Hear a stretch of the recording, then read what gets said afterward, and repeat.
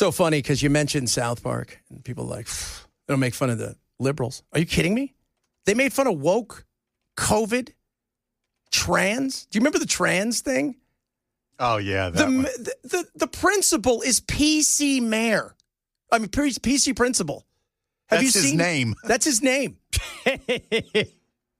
I mean, when he got his girlfriend or his wife or whatever, partner pregnant, they didn't want to name the kid. They were talking about all the They make fun of everybody.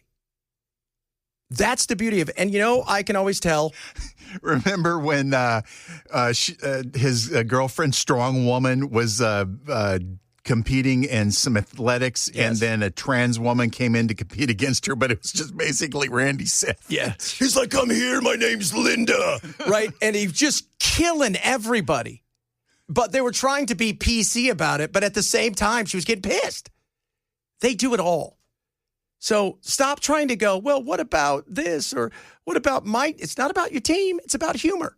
You may not like it, but it's hilarious. It is. It is. You guys enjoy it. Have fun. I'm telling you guys. Take a load off, kids. Take a load off. Relax. Nobody's keeping score. All right. Can you and I talk about the chaos and the craziness that goes on in the world, especially when it comes to the youth? So I did a deep dive that was insane in trying to put stuff together. You guys have no idea sometimes how deep I go, how long it takes. My wife today said, what are you doing? I said, I'm working on college stuff, like I'm going to college. But the numbers are crazy comparatively to what they once were. So the baby boomers were the first to go to college. It was mostly men, the GI Bill. They all got to go to college, and it was pretty inexpensive. So 1970, to go to a school that was a state school, just a regular college, $394 a year, that equates to about $3,100 a year in today's bucks. Average medium income was about 10 grand, which is about 77 in today's. It was 4% of your income. Gen Z, state school, about 11 a year, and medium income is about 74,000. It's not like it's gone up a lot, but that's 14%. That's a state school. Now, a lot of people go to private school. You're going to lose your mind. 1970, 18% of your income went there. If you went to a private school, that's about $1,800, $14,000 in today's world. Today, $42,000 a year and 57% of your income to go to a private school on average. So think about that. That's insane. So the baby boomers started it. By the way, the only dip they ever had, as far as after the baby boomers had a big, like, we're all going to college, kind of thing. Gen X is like, not so much. So we didn't go as much. Then the millennials, highest rate of any enrollment whatsoever. Gen Z's behind them, and Gen Z and the millennials are not happy about it. Now, this lady is a young girl who is finding out how frustrating life is. And, when I went through this and I was going through it, a lot of people, like when you hear people say, well, I paid my way through school. Yeah, you did. I worked my way. What'd you do? I took out a summer job and I was able to pay for a lot of school throughout the year that way. Yeah, you're not taking out a summer job and paying for tuition. Yeah, it's not, unless you're an OnlyFans model.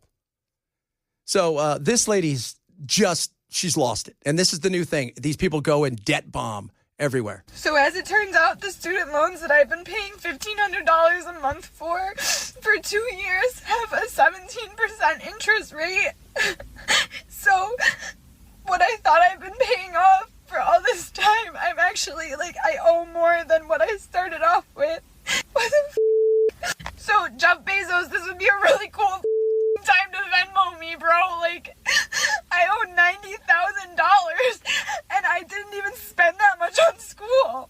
Any rich person, please tap in. Kourtney Kardashian, you probably have 8 houses.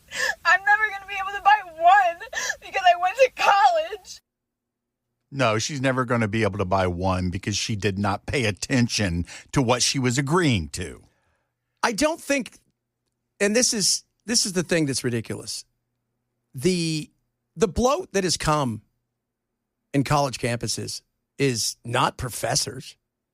In fact, the growth of the admin is 7-1 from the administration to professors. It's the insane things that they've put all over campus to try to lure people there. It's not about books anymore and come get an education. It's about, hey, do you know we've got an ice cream fountain and it's free? You're like, really? We got a Starbucks? We got a this, we got a that. So that's one of the big things that they talk about. But I don't think the kids understand. First of all, if you and I today went and we were 17 and you go, hey, give me $100,000, I'm going to buy a sports car, they would laugh you out. Am I right? They would go, what the hell are you doing? They'd be, no. But kids, they hand them this. And I don't think people really, you got to explain it to them. This is going to follow you around for the rest of your life. Know that you're never going to be able to get rid of this. And while she's overdramatic, and look, she's got $90,000 in debt, of which she said her school didn't even come close to that. Listen to what she's doing to make money.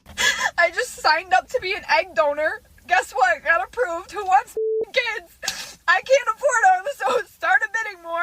Just take them. What do you want? My left arm too?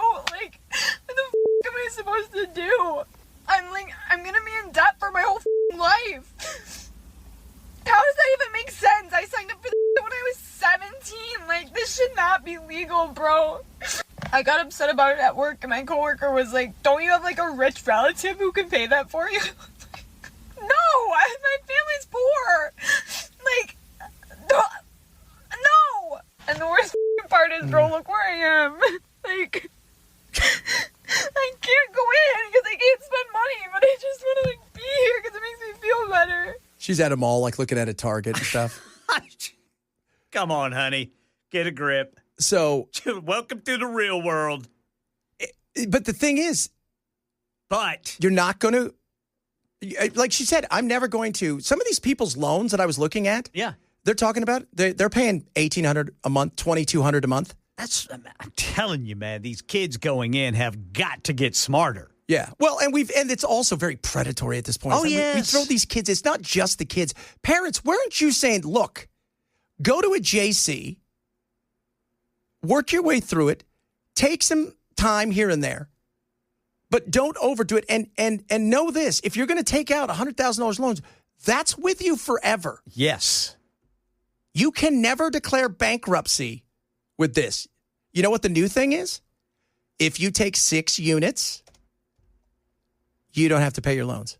So people are going back, enrolling in school, taking 6 units so they don't have to pay their loans because they're that desperate. Now, here's the scary part. This affects us too. Oh, yeah. Very similar to the 2008 housing crisis, like a tidal wave that's coming. Because I'm like, okay, well, if all these kids are locked up in student loan debt and their parents are now like double strapped and their grandparents are tapped out too. One of the biggest groups that's taking out student loans is actually grandparents, because they've tapped the parents out, they've tapped the kids out, and they're going back for the grandparents. So you've got multiple loans and you got multiple generations mortgaged to these papers that have negative ROI for a lot of them. And we're completely unnecessary and we're taken out far too early. Can you believe that? Grandparents and parents have chipped in, and that's eating them up. They've tapped them out. How do you expect it? And the milestone thing is important too, because the youth, and by youth, I mean young adults. I'm not talking about, people that are 18. I'm talking about the average person, it was like 50%, I think in 1970, that owned a house, was married, had hit milestones, had children. Now it's like 15% for any of those. For any of them. And, and while she was the extreme, and I'll play another one for you later, this lady who became a pharmacist, she's talking to us. She's, look, it's nobody's business to pay back my loans. And she's paying them off. She goes, I never admit, even during, COVID and stuff, I never stopped paying my loans. She goes, but I've been out of school for 12 years and I still owe $80,000. It's usury rates. It's insane. It is. And if we wonder why kids don't get married and kids are putting stuff off, it's because they've already come out with all the burden that adults used to have when they were 40. Money-wise, without any of the fun. And you know what? Here's the thing that's scary. At least, and this lady says it really well, at least during the 2008 debacle, there was houses. It is creating and is going to create a crisis of that 2008 recession, I believe, because you look at, they have the slabs, the student loan asset-backed securities, which is exactly like the mortgage loan, like the mortgage crisis, where they had the tranches and they were all rated AAA. Did you know that? So they're bundling those student loans and then selling those off? Yeah. Yep. There's an entire securities market built on that. And the thing is, with the housing crisis, at least the mortgages, there was an asset to be seized, right? There was a house. Even if it was a worthless house, it was at least a house that the bank could sell, that could seize. There's nothing. There's nothing backing these loans but labor. That's it. It's the labor of the people who took them out. So it's backed by nothing. There's nothing to seize except for the labor of the people, the earnings of the people who took the loans out. Because you'll see, like, Discover will sell like a bundle of loans, so people will pay like billions of dollars more than they're worth because they know, because the loans are bankruptcy exempt because of the Higher Education Act, that they can hunt those people to the ends of the earth and they're going to have to pay it. It's crazy and nobody sees it. Well, they're going to. $1.7 trillion and growing every day. That's student loan debt? Student loan debt. Yeah, that's 1.7 trillion with a T. That is, and yeah, you know, you got to pay back your debt. We all agree on that. But at some point in time, when does it become ridiculous? Yeah, I mean, this is just an example, too. Parents have got to stay involved. 100%. Yeah. Well, if you're stupid enough to sign a loan and not know, who signs a loan and doesn't know the interest rate? Well, here's the thing. You know the interest rate, except for they go in, just like the tranches, they start selling them off to people. And then you're dealing with somebody else. And then all of a sudden it becomes, you know, people are trying to refinance. And the frustrating part is we're not telling these kids the truth about what's going to, and now they know it now. That's why Gen Z is really starting to move away from this. And I think schools are going to have a tough time in the future getting people into the schools the way that they used to, because they're going, it's not worth it. It's not worth this. Because they're already feeling like, well, you know what? I'm not going to own a house anyways. So why would I want to go into debt and be stressed out when I could just go get a job and be okay? And if you're not dating and you're not buying a home and you're not moving under the milestones, that means you're also not having kids, which means we're not reproducing, as we've talked about.